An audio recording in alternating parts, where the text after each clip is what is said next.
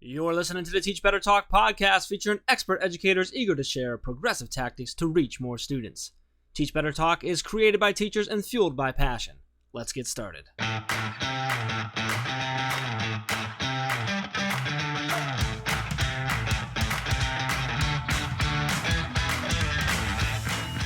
Hey everyone, welcome to episode 157 of Teach Better Talk. I'm Ray Hewart, and as always, I am with my vacationing friend, Jeff Vargas.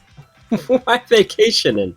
Well, because first of all, you don't do a lot of work. And then second of all, if you were doing some work, you most likely would be enjoying a little bit of a spring break right now because it's the end of March, and this is when most public schools in the U.S. have spring break. Yeah, so a lot of people on spring break. I know you're on spring break now on the 23rd, right? I am, thank goodness. Yes. So if you're listening and you're on spring break, happy spring break to you. Happy spring if break. You're not, happy almost spring break to you. Or happy following spring break. Yeah, and if you've already had spring break, I guess welcome back. That works. Yeah. So, hey, you. So speaking of spring break, I think something we were talking about we wanted to share was the fact that like spring break is this time where you should absolutely relax, right? Please. Get refreshed, get some extra Please. sleep in if you can, right? Maybe do something, go out with your family, do some stuff with your family, your friends, whatever. Enjoy yourself. What?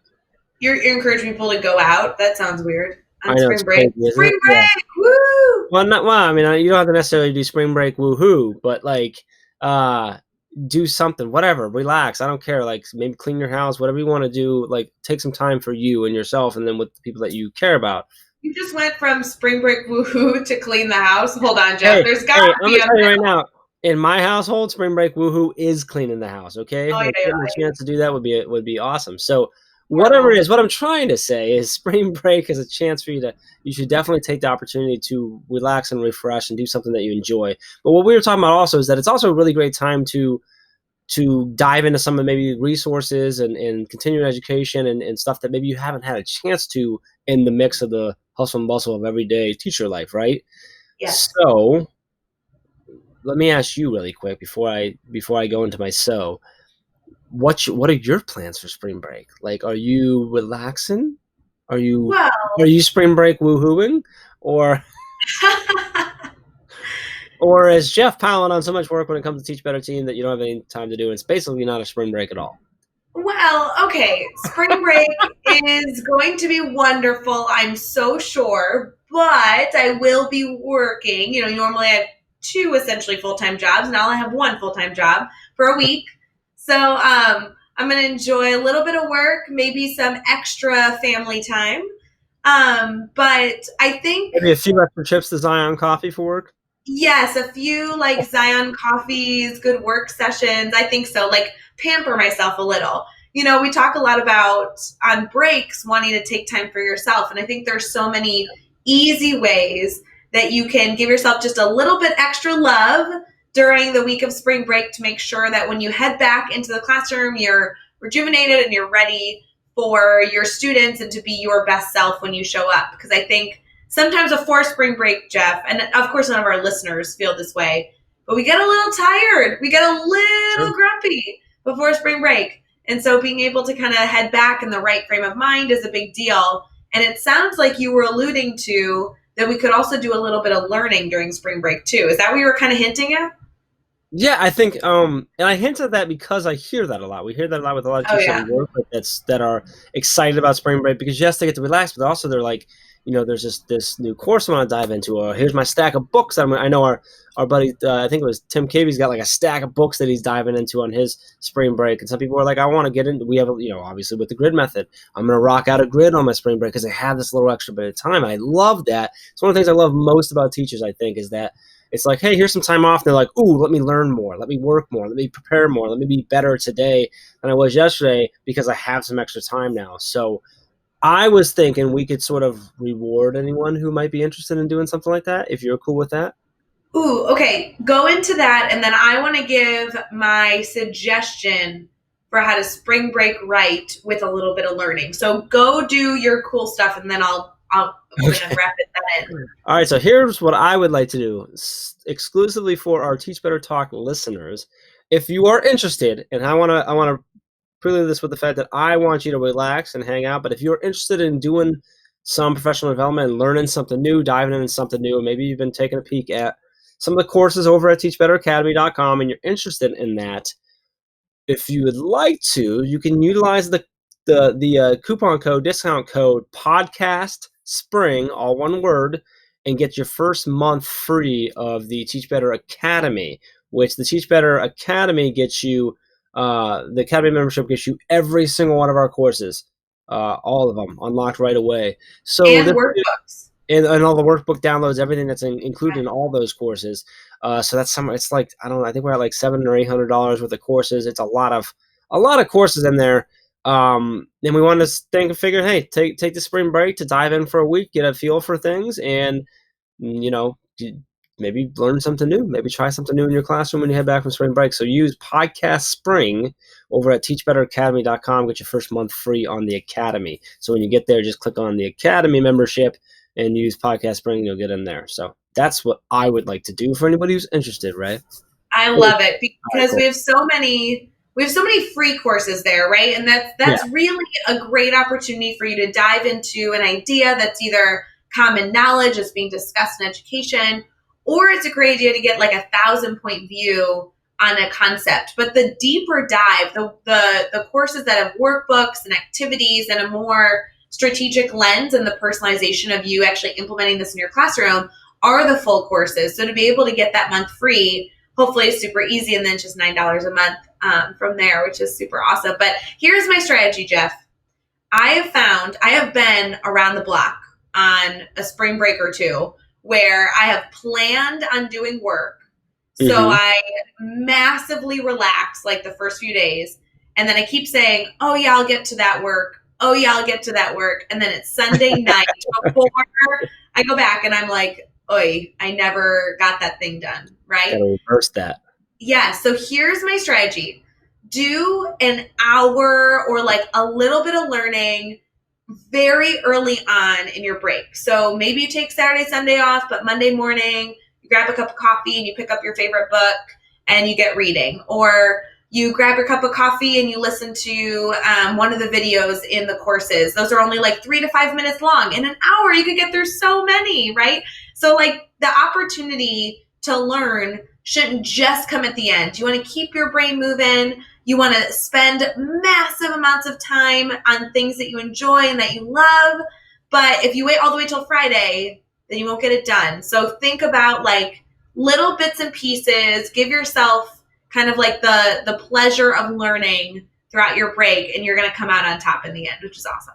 That's great advice. Yeah, get the work done, get it knocked out, finish it up, and then you can get to relax. And then that way you're finishing your spring break with relaxation going, and then you're more re-energized to get back into the classroom at that point. So. And you've gotten your brain thinking bright and early in the morning. So then when you relax, your brain is in a really good space to kind of give you optimal enjoyment time, which is great. Love it. Awesome. Love it. Awesome. All right, let's talk about this episode. Wait, really quick. What's that code again for Teach Better Academy membership? Podcast Spring. Podcast Spring. I just want to congratulate you, Jeff. That is so original and creative. We're so thankful. Wow, Podcast Spring. How did you come up with that? For our the amount of times you must thank your lucky stars that you got me is just so thankful. Yes, it's great. So I've been trying to get Chad or Caitlin or Becky or Andrew or Megan or really anyone else to host with me, and they keep saying no. I don't know why. Anyway, let's talk about this episode.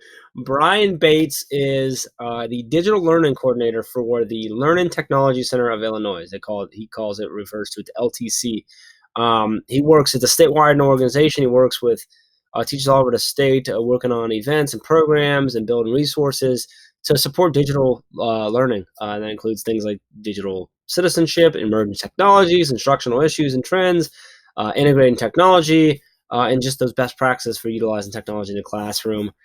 Brian spent 9 years at the middle school level as a math and science teacher. He was also an administrator for a small stint as well, and he talks about that. Really great value in here. I enjoy being able to dive into Brian's mind as someone who provides professional development, but also hearing about I really enjoyed his failure story and what he got from that. I think it's really, really valuable. So I'm excited for people to learn from Brian in this episode. Anything from you, Ray?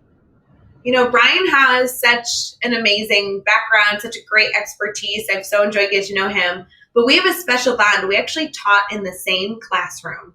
So I feel like him and I are we're on a cool level in our friendship. So I hope you guys choose to connect with him. He really is trying to make massive change, especially in the state of Illinois. So definitely go connect as you enjoy the episode. With that, let's get into episode 157 with Brian Bates. Hey everyone, we're going to get right back to the episode, but I wanted to make sure you had the details of what the team is continuously doing to support all of the educators that are striving to reach their students at a distance. Now, while we will continue to push out content like blogs, podcasts, free downloads, and online courses to support you, we wanted to do more. So you can meet our team live Monday, Tuesday, Wednesday, Thursday, and Friday in our private Facebook group at 7 a.m. Central, 8 a.m. Eastern for a daily drop-in. During this time, we'll be providing PD for all educators and answering your questions to make sure you feel supported. We'll meet you over in our private Facebook group. You can request to join at teachbettergroup.com or simply by searching Teach Better Team on Facebook. We'll meet you there. Now, let's get back to the episode. All right, we're here and we were chatting with Brian Bates. And Brian, it is awesome to have you on the show tonight. Thank you so much for taking some time to hang out with us. Excited to kind of dive into your world, into your head, and to learn about your story. But before we get too far into it, how are you feeling right now? I feel great. Definitely ready to go. The spring weather has kind of reinvigorated me, and I was able to come out of my out of my hole and experience the sun this weekend. So I feel really good. Thanks for having me on tonight. Brian, I was so excited when I saw your name because we were able to hang out in person just a few weeks ago, and it's now great to have you on the podcast. That's right. Yeah, we've crossed, well, not really crossed paths, but come close to crossing paths several times. So it was nice to finally meet you in person and have that opportunity to connect. I know. I was trying to tell Jeff how we knew each other, and I'm like, we'll have to get into the podcast. It's so convoluted. Oh, yeah, that's a good story. It's true. Well, before we get into our story or all the amazing insight that you're going to share on this podcast, would you mind kind of telling our listeners a little about yourself and kind of what you do? Sure. So currently I'm the Digital Learning Coordinator with the Learning Technology Center of Illinois. We like to call it LTC. We're a state board of education program that we serve K-12 districts in the state of Illinois with, I like to say, pretty much every part of technology, from coming in the building on through broadband to network and infrastructure to the devices and purchasing, all the way down to kind of my realm, which is using the devices for instructional purposes and providing professional learning. So my role with the Digital Learning Coordinator position is to oversee and develop and plan and promote statewide professional learning events surrounding instructional technology. So are these events, are they typically different people from different districts or educators coming into your offices? Or are you going out to schools, or how do those typically work? That's a great question. Our organization is set up really in a unique way. We're a statewide organization, and several of us, I think 8 of our 14 employees, are located remotely across the state. Okay. So our home office is in Champaign, but I live in Galesburg. I'm on the western side of the state. We've got people down by St. Louis and Springfield, up in the suburban Chicago area, north central Illinois. So we're kind of all spread out, and we serve kind of in 2 capacities. We serve as a statewide, but then we also have some regional staff. So people can come to workshops and different events at the regional level. So they might be hosted at the ROEs or ISCs, but we also have some statewide events as well. Like we're getting ready to kick off a few Amplified IT G Suite retreats this week, which will be located 3 different locations across the state. So it kind of depends. Some are big events that we have where people come from all over the state, and some are smaller, more local events where people kind of hang out close to their regional office. So it's a little bit of mix of both. Very cool. Okay, that's awesome. That's a neat setup. I like that it's across the whole state, so you're able to service the entire state there. That's without too much travel with people. So, so let's talk about failure for a second. There's something we love to talk about on this podcast a lot. I love hearing these stories about overcoming failure and then learning from it. So, can you share a story with us about a time that you've had a failure in your life? Kind of take us there with you. What happened? How did you overcome it? And then what did you take away from that experience? Sure. Yeah, this is a tough one. It's always hard to, it always kind of gets hard to talk about your failures. And I kind of lump this as not necessarily always a failure, made a mistake. I finished my Ed Leadership Master's program. I'd had some leadership opportunities in the district that I was working at a few years ago. And it just felt like, the natural thing. It's what you're supposed to do. You teach for a while, you get your master's, and you go on to administration. And I made the decision to jump ship, and I went into an assistant principal role. And I found out really quick that administration and most importantly, being that kind of a school disciplinarian really was not my strength or something I really enjoyed doing. It was a little bit before Senate Bill 100 came along, and before we started to have some of those serious conversations around SEL and trauma-informed practices and things like that. And I found myself really torn between what I knew was right versus what board policy or school policy or maybe even expectations of following through on certain disciplinary things. I found myself torn between what I should be doing, and there were times it was kind of a conflict of what my morals and my beliefs were in education. And so I said thank you after 1 year as an assistant principal, and I was lucky enough to jump right back into the classroom and really kind of reinvigorate that passion for education, which the best part about it was it made me realize that I wanted to be in some type of leadership role, be in some sort of capacity where I could lead teachers and help them become better with what they're doing, which is when it just kind of all of a sudden clicked that after I left the administrative position, went back into teaching, is when I started going down the path of professional learning and providing some trainings in the district. And that just took off. And then I went on to become a professional development coordinator with our local ROE, and then now into the position I am today. So it really made me realize what my priorities and what my beliefs were. And I went back and was able to kind of regroup and get down on the path that I'm on now. So.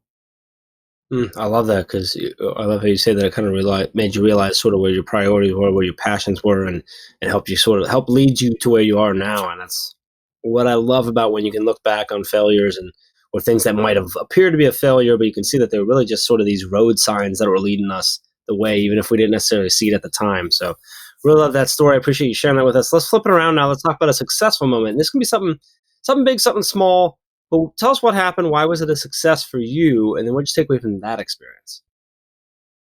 So I think, kind of on the flip of that, that first moment that I really knew that I'd made the right decision to go down this path of professional learning was the first time a district asked me to come in and do a full day in service. And I know, you guys have done those before, and it's, your first one, it's always nerve wracking. And it was the first thing that they asked me to come in and work with their staff on was Danielson framework and teacher evaluation.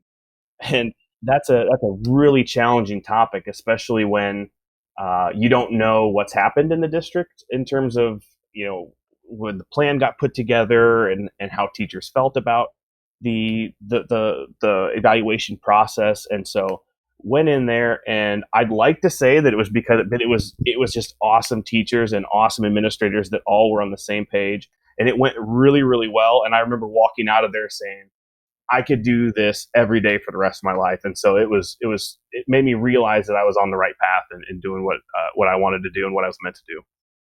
Oh, I love that. That's so awesome.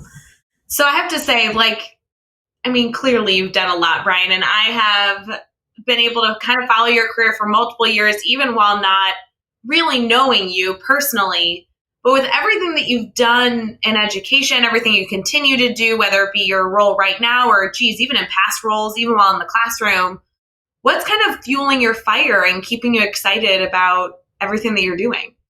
That's a great question. I'm really excited about the fact that there's such a strong shift of ownership of the learning from the teacher to the student. And I can tell you that from my teaching days, I wish I knew then what I know now, because it would have helped me those first 4 or 5 years when I was a teacher of let's follow along with the book and let's make sure we cover chapter 1, section 1, then chapter 1, section 2. And but the shift has gone from teacher to student, and they're the ones that are in control. They're the ones that have the power. They don't have to. We don't have to rely on teachers to be experts anymore, and they just guide the learning. And I think that we're on the cusp of really moving towards that personalized learning. It's not there yet in a lot of areas, but I feel like we're so close to it being complete and total control of what the student learns, how they learn, where they learn, when they learn. And that, I think, is just really exciting.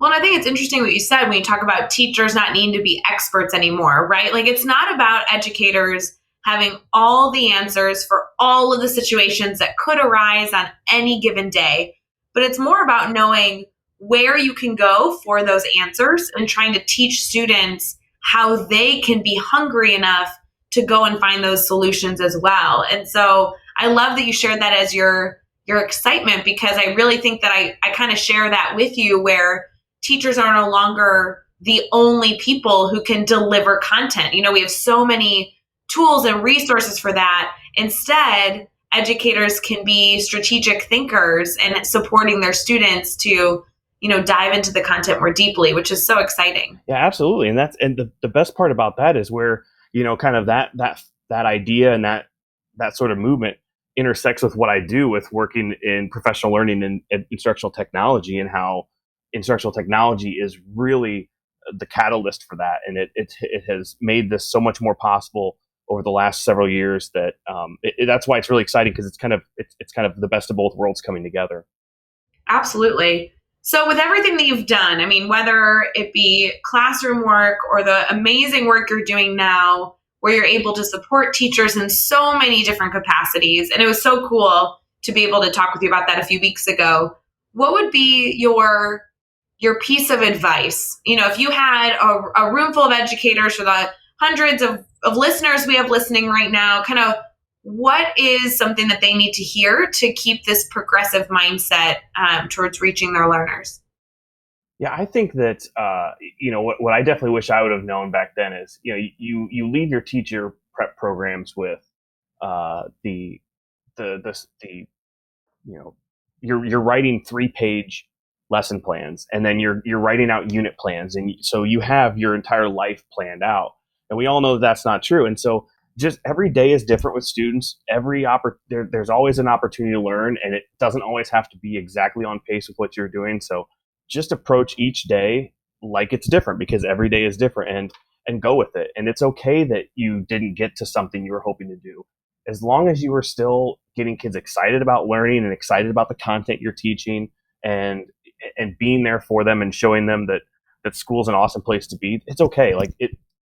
Like I said, chapter 1, section 2 will be there tomorrow. Like, you can get those things the next day. You don't have to try to make those 5-day, those full-on lesson plans work every single day. I love that. That's great advice. That chapter 2 will be there tomorrow.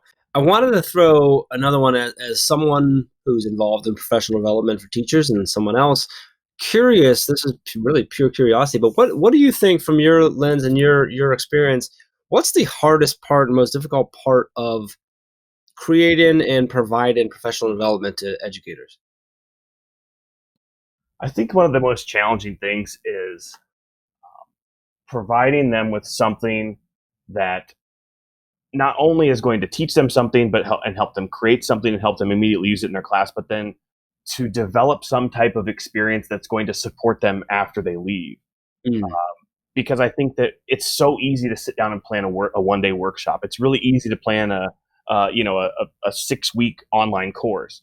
But what's really challenging is to develop that program that's going to have a start point, a middle point, and an end point, but also have supports along the way that's going to be meaningful and provides them with the opportunity to go try it, make mistakes, come back, learn more, learn from each other, and then try it again. And so just continually supporting them throughout the process. I was reading a book, and I can't remember where I read it now, but they talked about like medication. When you take your antibiotics, you don't take it just one day and stop. You take it until the antibiotics are done, because you have to continually take the medication over and over again to make sure that you're healthy. And so with professional learning, it should be the same way. You take that over and over again and continue to do it until that immunity is built up and you've got it, and it's good to go. So. Yeah, I couldn't agree more. I mean, we do a lot of work with districts around the country, and one of our biggest things that we really push and recommend to them is that follow-up piece, because it's you like you said, you can't just do a 1 day or 2 day and be done. It's got to be the support pieces, right? It's not taking medicine one day. It's continually putting in there. And if you really want something to stick and to actually grow and actually change and have true impact in the either the classroom, the building, or the district, it's got to be that continual follow-up, that continual learning. So I appreciate that. I like that sort of dive into your head there. So, all right, let's go to the next one. We're gonna have a little bit of fun here. We're gonna do these next 6 questions, and your goal is to answer each one in 15 seconds or less. Are you ready to go? Yeah, let's do it. What is one ed tech tool you cannot live without? Google Maps. You give us a book you're reading right now. Humble Pie by Matt Parker, and I just finished When by Daniel Pink. Both of them are really good. Who do we need to follow on Twitter or Instagram today? I'm going to go with kind of the people who got me where I am with this certain different things. Matt Miller, he's a great one, at Matt Miller. Robert Kaplinski, he's my math guy. When I was a math teacher, I love what he does with Open Middle. He's got a new book coming out, which is going to be great. And Dr. Robert Dillon. He's kind of a local guy from the St. Louis area. Love what he does with learning space design. So those are 3 guys you got to go check out. What's a good YouTube channel or website for educators? I have to plug the LTC, so a great website to go check out for educators would be ltcillinois.org. And give us a daily, weekly, or monthly routine every teacher should get into. I really like reading Ed Week. And finally, the best piece of advice you've ever received. This one comes from my mom. It's there's only one way to eat an elephant, and that's one bite at a time. I know she didn't come up with that, but she's the one who first told it to me, and I've kind of I kind of stick with that when the times are tough or when you got a big task ahead. So I like it. So true. I like that one. I like it. And you know what, Ray? Like we hear a lot of ed tech tools, a lot of tools, and a lot of similar ones. I don't think we've ever had Google Maps. And when he said that, I immediately went, "Yeah, me neither." Like, yeah, for real. Like, how would we get around? Gotta have my map, right? Yeah. So that's great. Awesome. That's awesome. No, great. That was perfect. I've fallen in love with the augmented reality feature of it. You can just scan the buildings, and it'll help you find your way to where you're walking. I love it. Oh, I love that. So, Brian, I want to make sure that everyone can stay connected to you and the work that you continue to do. So would you mind sharing your Twitter or your website or kind of anywhere they can go to continue to connect with you? Sure. You can follow me at _Brian Bates and just hang out on our website, ltcillinois.org. Recommend you check out the events portion where you can see what we have coming up. And we have some exciting stuff. We're working on planning next year and some really cool stuff with for our summer programs. And we just recently became a Code.org regional partner. So we are amping up and getting ready to do some stuff with Code.org. So a lot of great things happening in the near future with the LTC. Awesome. And you can find all the links, all the resources, everything we talked about in this episode over at teachbetter.com, as well as those links for Connect with Brian and keeping the conversation going, checking out everything that's going on over there with the organization as well. So head over to teachbetter.com for all that in the show notes. Be sure to hit subscribe so you don't miss any upcoming episodes. And if you can give us a rating and review, we'd really, really appreciate that as well. And let's keep taking this one step further. Think of just 3 of your colleagues who need to hear these amazing stories and share this podcast with them. Brian, this was awesome. I'm so excited for people to listen and gain all the value that you shared in this. Really, really appreciate you coming on, sharing your story, having some fun with us, and sharing the resources and be willing to connect. So just thank you very much. Oh, thank you so much for having me. This is great. I really appreciate it. And until next time, let's get out there and let's teach better.